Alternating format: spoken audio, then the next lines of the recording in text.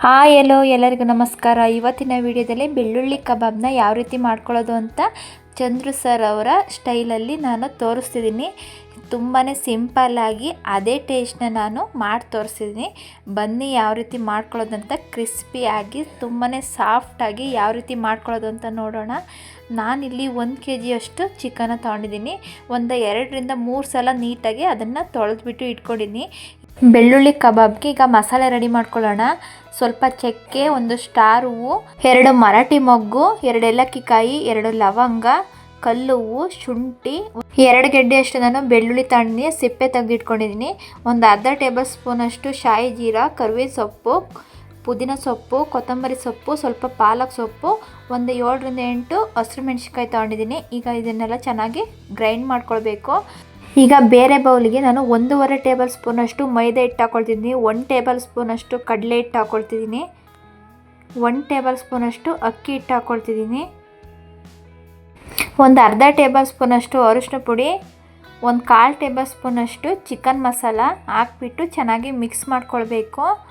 ಎಲ್ಲ ಚೆನ್ನಾಗಿ ಮಿಕ್ಸ್ ಆಗೋ ರೀತಿ ನಾನು ಮಿಕ್ಸ್ ಮಾಡ್ಕೊಳ್ತಿದ್ದೀನಿ. ನೋಡಿ, ಈಗೆಲ್ಲ ಮಿಕ್ಸ್ ಮಾಡ್ಕೊಂಡಾಗಿದೆ. ಈಗ ಗ್ರೈಂಡ್ ಮಾಡ್ಕೊಂಡಿರುವ ಮಸಾಲನ ಹಾಕ್ಕೊಂಡು ನಾವು ಮಿಕ್ಸ್ ಮಾಡ್ಕೊಳ್ಬೇಕು. ನಾನಿಲ್ಲಿ 1 kgಗೆ ಎಷ್ಟು ಬೇಕಷ್ಟು ಮಸಾಲಾನ ನಾನು ಹಾಕ್ಕೊಂಡಿದ್ದೀನಿ. ನೀವು ಅದನ್ನು ಜಾಸ್ತಿ ಮಾಡ್ಕೊಳೋದಾದ್ರೆ ಸ್ವಲ್ಪ ಜಾಸ್ತಿ ಹಾಕ್ಕೊಂಡ್ರೆ ಆಯಿತು. 1 ಟೇಬಲ್ ಸ್ಪೂನ್ ಅಷ್ಟು ನಾನು ಉಪ್ಪು ಹಾಕ್ಕೊಳ್ತಿದ್ದೀನಿ. ಉಪ್ಪು ಹಾಕ್ಕೊಂಡು ಚೆನ್ನಾಗಿ ಮಿಕ್ಸ್ ಮಾಡ್ಕೊಳ್ಬೇಕು. ನೋಡಿ, ಮಸಾಲೆ ಎಲ್ಲ ನಾವು ಅದು ಮಿಕ್ಸ್ ಆಗೋ ರೀತಿ ಮಿಕ್ಸ್ ಮಾಡ್ಕೊಳ್ಬೇಕು. ಈಗ 1 ಮೊಟ್ಟೆ ಹಾಕ್ಕೊಳ್ತಿದ್ದೀನಿ. ನೋಡಿ, 1 ಮೊಟ್ಟೆ ಹಾಕ್ಕೊಂಡು ಚೆನ್ನಾಗಿ ಮಿಕ್ಸ್ ಮಾಡ್ಕೊಳ್ಬೇಕು. ನೋಡಿ, ನೀವು ಒಂದ್ಸತಿ ಈ ರೀತಿ ಮಸಾಲನೆಲ್ಲ ಮಾಡ್ಕೊಂಡ್ಬಿಟ್ಟು ಮಾಡ್ಕೊಳ್ಳಿ, ತುಂಬಾ ಚೆನ್ನಾಗಿರುತ್ತೆ. ಈಗ ಮೊಟ್ಟೆ ಎಲ್ಲ ಚೆನ್ನಾಗಿ ಮಿಕ್ಸ್ ಮಾಡೋದಾಗಿದೆ. ಈಗ ಕಾರ್ನ್ಫ್ಲೋರ್ ಹಾಕ್ಕೊಳ್ಬೇಕು. ನಾನಿಲ್ಲಿ 2 ಟೇಬಲ್ ಸ್ಪೂನ್ ಅಷ್ಟು ನಾನು ಕಾರ್ನ್ಫ್ಲೋರ್ ಹಾಕ್ಕೊಳ್ತಿದ್ದೀನಿ. ಕಾರ್ನ್ಫ್ಲೋರ್ ಹಾಕೋದ್ರಿಂದ ಅದು ಕ್ರಿಸ್ಪಿಯಾಗಿ ಚೆನ್ನಾಗಿ ಬರುತ್ತೆ. ಈಗ ನಾನು ಒಂದು ಅರ್ಧ ಕಪ್ನಷ್ಟು ನಾನು ಮೊಸರು ಹಾಕ್ಕೊಳ್ತಿದ್ದೀನಿ. ಮೊಸರು ಹಾಕೋದ್ರಿಂದ ಚಿಕನು ಸಾಫ್ಟಾಗಿ ಜ್ಯೂಸಿಯಾಗಿ ಬರುತ್ತೆ. ಈಗ ನಾವು ಚೆನ್ನಾಗಿ ಮಿಕ್ಸ್ ಮಾಡ್ಕೋಬೇಕು. ನೋಡಿ, ಸಾಫ್ಟ್ ಆಗೋ ರೀತಿ ನಾವು ಮಸಾಲೆ ಎಲ್ಲ ಚೆನ್ನಾಗಿ ಮಿಕ್ಸ್ ಮಾಡ್ಕೊಳ್ಳೋಣ. ನೋಡಿ, ಮಸಾಲೆ ಎಲ್ಲ ಪರ್ಫೆಕ್ಟಾಗಿ ಎಲ್ಲ ನಾನು ಕರೆಕ್ಟಾಗಿ ಹಾಕ್ಕೊಂಡು ರೆಡಿ ಮಾಡ್ಕೊಂಡಿದ್ದೀನಿ. ಈಗ ನಾವು ಚಿಕನ್ ಹಾಕ್ಕೊಳ್ಬೇಕು. ನಾನಿಲ್ಲಿ 1 kg ಅಷ್ಟು ಚಿಕನ್ ತೊಗೊಂಡಿದ್ದೀನಿ. ನೀವೇನಾದರೂ 2 kg ಮಾಡ್ಕೋತೀವಿ ಅಂದರೆ ನಾವು ಹಾಕ್ಕೊಂಡಿರೋ ಮಸಾಲೆನ ಸ್ವಲ್ಪ ಜಾಸ್ತಿ ಹಾಕ್ಕೊಂಡ್ರೆ ಆಯಿತು. ಈಗ ಚಿಕನ್ಗೆಲ್ಲ ಚೆನ್ನಾಗಿ ಮಿಕ್ಸ್ ಮಾಡ್ಕೊಳ್ಬೇಕು.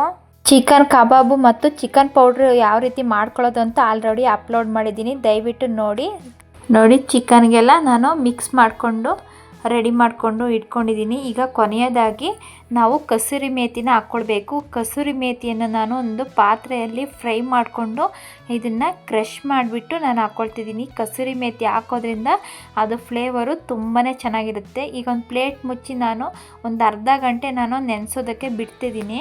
ಒಂದು ಅರ್ಧ ಗಂಟೆ ಬಿಡೋದ್ರಿಂದ ಉಪ್ಪು ಖಾರ ಎಲ್ಲ ಚೆನ್ನಾಗಿ ಇಟ್ಕೊಂಡಿರುತ್ತೆ. ಸ್ಟವ್ ಆನ್ ಮಾಡಿಬಿಟ್ಟು ಒಂದು ಬಾಂಡಿ ಇಟ್ಕೊಳ್ತಿದ್ದೀನಿ. ಈಗ ಬಾಂಡಿಗೆ ನಾವು ಎಣ್ಣೆ ಹಾಕ್ಕೊಳ್ಬೇಕು. ಎಣ್ಣೆ ಬಿಸಿ ಆದಮೇಲೆ ನಾವು ಈಗ ಚಿಕನ್ ಹಾಕ್ಕೊಳ್ಳೋಣ. ಈಗ ಎಣ್ಣೆ ಎಲ್ಲ ಚೆನ್ನಾಗಿ ಬಿಸಿಯಾಗಿದೆ. ಈಗ ಒಂದೊಂದು ಚಿಕನ್ನ ಈ ರೀತಿ ಹಾಕ್ಕೊಳ್ಬೇಕು. ಚಿಕನ್ ಹಾಕಿ ಒಂದು 5 ನಿಮಿಷ ನಾವು ಬೇಯಿಸ್ಬಿಟ್ಟು ಆಮೇಲೆ ಅದನ್ನು ತಿರುಗಿಸ್ಕೊಳ್ಳೋಣ. ನೋಡಿ, ಈಗ ಎಷ್ಟು ಹಿಡಿಯುತ್ತೋ ಅಷ್ಟು ಚಿಕನ್ನ ಹಾಕ್ಕೊಳ್ಬೇಕು. ಚಿಕನ್ ಈಗ ಹಾಕಾಗಿದೆ. ಈಗ ಒಂದು 5 ನಿಮಿಷ ಬಿಡೋಣ. ಒಂದು 5 ನಿಮಿಷ ಆದಮೇಲೆ ನಾವು ತಿರುಗಿಸ್ಕೊಂಡು ಬೇಯಿಸ್ಕೊಳ್ಬೇಕು. ನೋಡಿ, ಈಗ ಇನ್ನೊಂದು ಸೈಡು ನಾವು ತಿರುಗಿಸ್ಕೊಂಡು ಬೇಯಿಸ್ಕೊಳ್ಬೇಕು. ನೋಡಿ, ನೀವು ಒಂದು ಸತಿ ಈ ರೀತಿ ಮಸಾಲನ್ನೆಲ್ಲ ಗ್ರೈಂಡ್ ಮಾಡ್ಕೊಳ್ಳಿ, ತುಂಬಾ ರುಚಿಯಾಗಿರುತ್ತೆ. ಈಗ ನೋಡಿ, ಒಂದು ಸೈಡು ಬೆಂದಿದೆ, ಇನ್ನೊಂದು ಸೈಡು ಮತ್ತೆ ಅದನ್ನು ತಿರುಗಿಸ್ಕೊಂಡು ಒಂದು 20 ನಿಮಿಷಗಳ ಕಾಲ ನಾವು ಮೀಡಿಯಮ್ ಫ್ಲೇಮಲ್ಲಿ ಚಿಕನ್ನೇ ಬೇಯಿಸ್ಕೊಳ್ಬೇಕು. ಚಿಕನ್ನು ಸ್ವಲ್ಪ ನಿಧಾನವಾಗಿ ಬೇಯಿಸ್ಕೊಳ್ಳೋದ್ರಿಂದ ಒಳಗೂ ಎಲ್ಲ ನೀಟಾಗಿ ಬೇಯುತ್ತೆ. ನಾವು ಬೇಗನೆ ಅದು ಸ್ಟವ್ನ ಮೀಡಿಯಮಲ್ಲಿ ಬೇಯಿಸ್ಕೊಳ್ಳೋದ್ರಿಂದ ಚಿಕನು ಮೇಲೆ ರೋಸ್ಟ್ ಆಗಿಬಿಡುತ್ತೆ, ಒಳಗೆ ಬೆಂದಿರಲ್ಲ. ಸ್ಟವ್ನ ಮೀಡಿಯಮ್ ಫ್ಲೇಮಲ್ಲೇ ಇಟ್ಕೊಂಡು ನಾವು ಚಿಕನ್ನ ಈ ರೀತಿ ಬೇಯಿಸ್ಕೊಳ್ಬೇಕು. ಈಗ ನೋಡಿ, ಚಿಕನ್ ಎಲ್ಲ ಚೆನ್ನಾಗಿ ಬೆಂದಿದೆ. ಈಗ ನಾನು ಒಂದು ಪ್ಲೇಟ್ಗೆ ತೆಗೆದಿಟ್ಕೊಡ್ತಿದ್ದೀನಿ. ಈಗ ಮತ್ತೆ ಎಲ್ಲ ನೀಟಾಗಿ ಅದು ಎಣ್ಣೆನೆಲ್ಲ ಸೋಸಿಬಿಟ್ಟು ನಾವು ಚಿಕನ್ನ ತೆಗೆದುಕೊಳ್ಬೇಕು. ನೋಡಿ, ತುಂಬಾ ಚೆನ್ನಾಗಿ ಬಂದಿದೆ. ತುಂಬಾ ಕ್ರಿಸ್ಪಿಯಾಗಿ ಸಾಫ್ಟಾಗಿ ತುಂಬಾ ಟೇಸ್ಟ್ ಮಾತ್ರ ತುಂಬಾ ಚೆನ್ನಾಗಿದೆ. ಈಗ ಮತ್ತೆ ನಾನು ಉಳಿದಿರೋ ಚಿಕನ್ನ ಹಾಕ್ಕೊಳ್ತಿದ್ದೀನಿ. ಈಗ ಒಂದು 5 ನಿಮಿಷ ಬಿಟ್ಟು ಮತ್ತೆ ತಿರುಗಿಸ್ಬಿಟ್ಟು ಅದನ್ನು ಬೇಯಿಸ್ಕೊಳ್ಬೇಕು. ಎರಡು ಕಡೆ ನಾನೊಂದು 20 ನಿಮಿಷಗಳ ಕಾಲ ನಾನು ಚಿಕನ್ನ ಎಣ್ಣೆಯಲ್ಲಿ ಫ್ರೈ ಮಾಡ್ಕೊಂಡಿದ್ದೀನಿ. ಈಗ ಕೊನೆಯದಾಗಿ ನಾನು ಕರಿಬೇವಿನ ಸೊಪ್ಪನ್ನ ಹಾಕ್ಕೊಳ್ತಿದ್ದೀನಿ. ಕರಿಬೇವಿನ ಸೊಪ್ಪು ಹಾಕೋದ್ರಿಂದ ಅದು ಫ್ಲೇವರು ತುಂಬಾ ಚೆನ್ನಾಗಿರುತ್ತೆ. ಈಗ ಹಾಕ್ಬಿಟ್ಟು ಒಂದು ಸತಿ ಚೆನ್ನಾಗಿ ಮಿಕ್ಸ್ ಮಾಡ್ಕೊಳ್ಬೇಕು. ಕರಿಬೇವಿನ ಸೊಪ್ಪೆಲ್ಲ ಚೆನ್ನಾಗಿ ಅದು ಫ್ರೈ ಆಗಬೇಕು. 2 ನಿಮಿಷಗಳ ಕಾಲ ನಾವು ಫ್ರೈ ಮಾಡ್ಕೊಳ್ಳೋಣ. ಕರಿಬೇವಿನ ಸೊಪ್ಪು ಹಾಕಿದ ಮೇಲೆ ನೋಡಿ, ಈಗ ಎಣ್ಣೆನೆಲ್ಲ ಸೋಸಿಬಿಟ್ಟು ಈಗ ಚಿಕನ್ನ ತೆಗೆದುಕೊಳ್ಬೇಕು.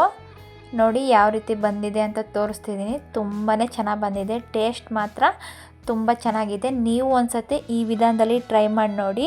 ಚಂದ್ರು ಸರ್ ಅವರ ಹೋಟೆಲ್ ರೀತಿ ಮನೆಯಲ್ಲೇ ನಾವು ಸಿಂಪಲ್ಲಾಗಿ ಮಾಡ್ಕೊಳ್ಬೋದು. ನೋಡಿ ತುಂಬಾ ಕ್ರಿಸ್ಪಿಯಾಗಿ ಸಾಫ್ಟಾಗಿ ತುಂಬಾ ಚೆನ್ನಾಗಿ ಬಂದಿದೆ. ನೀವು ಈ ವಿಧಾನದಲ್ಲಿ ಟ್ರೈ ಮಾಡಿ ನೋಡಿ. ಇನ್ನು ಬೇರೆ ರೆಸಿಪಿಗೋಸ್ಕರ ರಶ್ಮಿ ಕುಕಿಂಗ್ ಚಾನಲನ್ನು ಸಬ್ಸ್ಕ್ರೈಬ್ ಮಾಡಿ, ಪಕ್ಕದಲ್ಲೇ ಇರುವ ಬೆಲ್ ಬಟನನ್ನು ಕ್ಲಿಕ್ ಮಾಡಿ. ನೋಡಿ ಚಿಕನ್ ಯಾವ ರೀತಿ ಬೆಂದಿದೆ ಅಂತ ತೋರಿಸ್ತಿದ್ದೀನಿ. ನೋಡಿ ಕಲರ್ ಕೂಡ ತುಂಬಾ ಚೆನ್ನಾಗಿ ಬಂದಿದೆ. ನ್ಯಾಚುರಲ್ ಆಗಿ ಚಿಕನ್ ಯಾವ ರೀತಿ ಬೆಂದಿದೆ ಅಂತ ನೋಡಿ, ಈ ರೀತಿ ಪ್ರೆಸ್ ಮಾಡಿದ್ರೆ ಸಾಕು, ಹಾಗೆ ಅದು ಕದ್ಲೋಗ್ತಿದೆ. ಆ ರೀತಿ ಚೆನ್ನಾಗಿ ಸಾಫ್ಟಾಗಿ ಬೆಂದಿದೆ. ಈ ವಿಧಾನದಲ್ಲಿ ನೀವು ಒಂದು ಸತಿ ಟ್ರೈ ಮಾಡಿ ನೋಡಿ. ಈ ರೆಸಿಪಿ ನಿಮಗೆ ಇಷ್ಟ ಆಯಿತು ಅಂದರೆ ಲೈಕ್ ಮಾಡಿ, ಶೇರ್ ಮಾಡಿ, ಫ್ರೆಂಡ್ಸ್ ಜೊತೆ ಫ್ಯಾಮಿಲಿ ಜೊತೆ ಶೇರ್ ಮಾಡಿ, ಸಪೋರ್ಟ್ ಮಾಡಿ. Thank you.